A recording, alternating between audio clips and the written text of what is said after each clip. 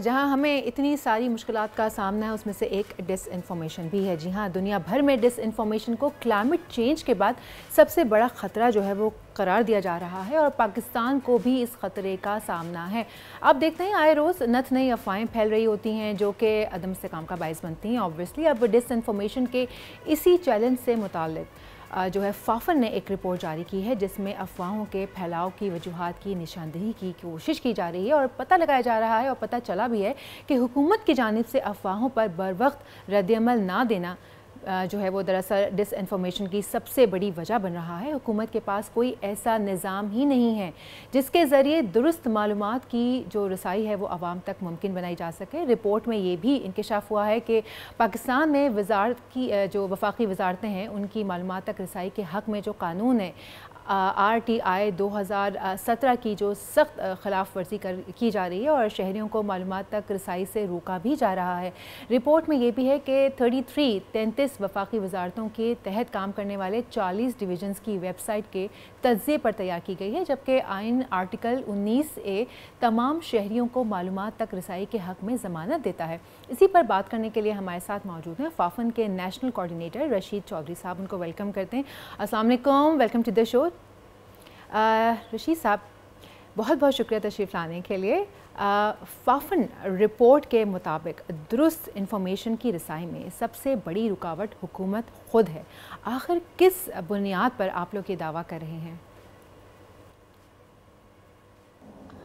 जी शुक्रिया जी। हमने 33 वजारतों के 40 डिवीजन्स की वेबसाइट्स को खंगाला है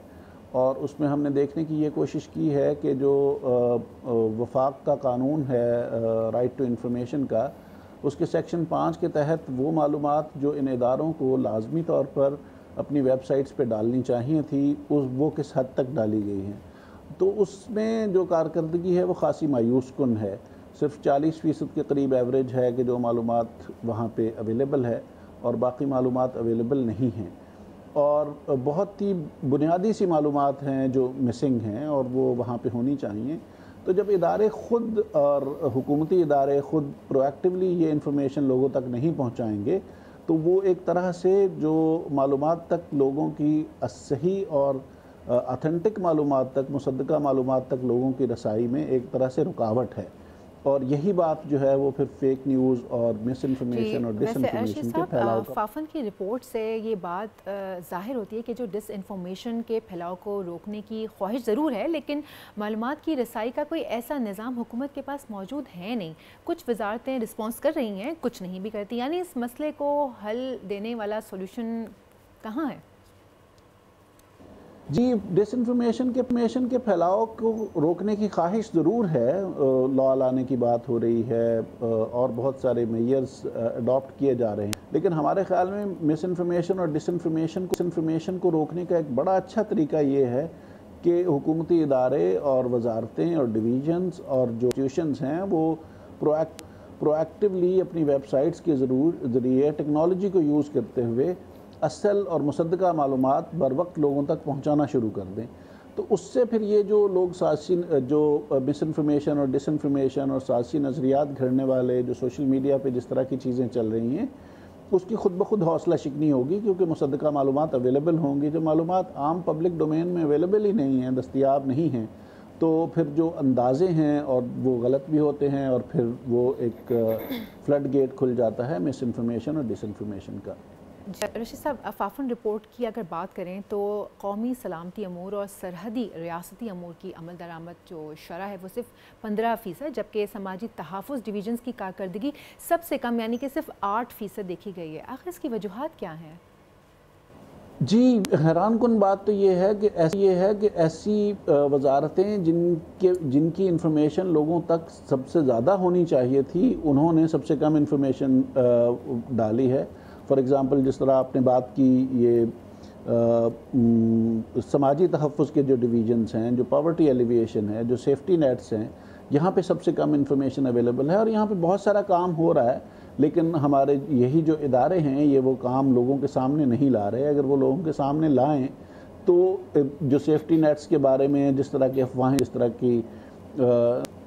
नज़रियात लोगों में जिस तरह की बातें होती हैं वो کافی کم ہو جائیں گی اگر یہ اپنا کام لوگوں کے سامنے لے آئیں۔ رشید صاحب، گمراہ کن اور غلط معلومات کے خلاف میڈیا پر جہاں تردید آ جاتی ہے، مگر اس کے باوجود جو صارفین ہیں وہ یقین کرنے کو تیار نہیں ہوتے، اس کی کئی مثالیں بھی موجود ہیں، تو پھر اس سوشل میڈیا پر ہونے والی جو یہ کردار سازی ہے اور فیک نیوز کے خلاف یہ کامیابی ان کو کیسے ملتی ہے؟ یعنی اعتماد کے فقدان کی جو کمی ہے اس کو کیسے ختم کیا جا سکتا ہے؟ اعتماد کے فقدان کی کمی کو ختم تبھی کیا جا سکتا ہے اگر ہمارے ادارے پرو ایکٹیو ہوں، بر وقت انفارمیشن پہنچائیں اور زیادہ سے زیادہ ٹرانسپیرنٹ ہوں، زیادہ سے زیادہ شفاف ہوں، انفارمیشن کو جو لیگلی ریکوائرڈ انفارمیشن ہے وہ بھی پہنچائیں، پرو ایکٹیولی پہنچائیں،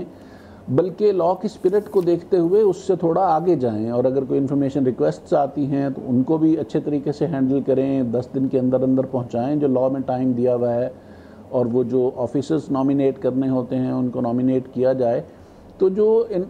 رائٹ ٹو انفارمیشن، کیونکہ یہ لوگوں کا آئینی حق ہے، اور آئینی حق کی جو فراہمی ہے وہ ریاست کی یوں ذمہ داری ہوتی ہے کہ لوگوں کو وہ حق گھر بیٹھے